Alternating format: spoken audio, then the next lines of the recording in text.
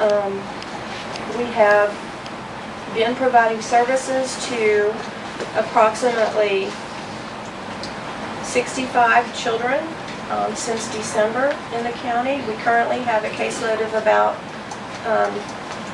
close to 60, and we would be providing in Pocahontas County, and we are continuing to receive referrals on a weekly basis at least. And one of the big benefits to this program is that because the children are not in school in the summer, they have no kind of steady interaction with an adult that's teaching good habits and social skills frequently. So if we have that opportunity to do that, it will help them be able to learn the skills they need to make it out of this cycle. Much of the information in your packets is the statistics and research backing the programs that we're offering. So if you're interested, it's in there, the data that says how effective it is. I just wanted to give you the quick summary of what we want to do and why we're here asking for money. So, anything else?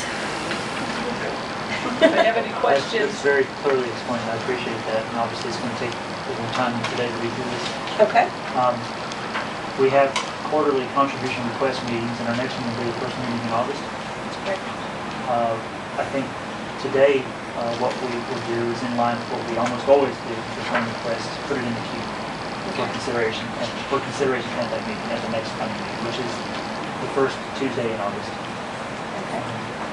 I would ask, is there any time-sensitive nature of this, any emergency for the request of funding?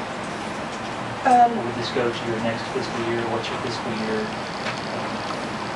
That's the kind of information I don't know. Our supervisor would have that in Elkins. Well, I'll take it to mean that you don't need the funding today. It would help, but at any point, if we can use it to cover the services that we do provide, that would be just as beneficial. We will try our best to get the services out there. Depending on when we get money would depend on exactly how intensive they could be. So that's the explanation we got. Okay.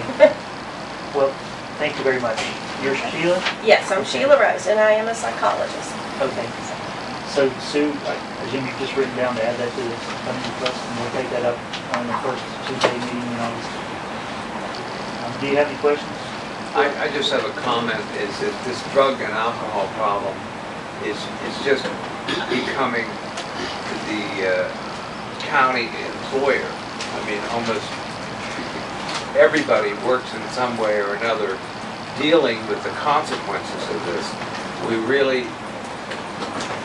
got to get at the prevention aspect of it, or we're never going to control it. All we're doing is cleaning up after the flood all the time. And I just don't know how we're going to get there. I'm very worried about it. I mean, it's not that you're not doing good work, it's just that it's all the time, every time, some way or another. Almost every person seems to be fighting this problem. I'd like to shut off the faucet at the house in some way or another. Their work is directed at prevention. Yeah. And one of the plans that we have for the summer program too is to try and get people from the community to come in and do some career education, in particular for the tweens and teens, as we have them labeled. And when you talk about county employer, I think that's one of the biggest issues that we're facing. If we don't have employment and children don't see that they have an option to work, then they see the lifestyle of their families as their only choice, and they start getting into those habits.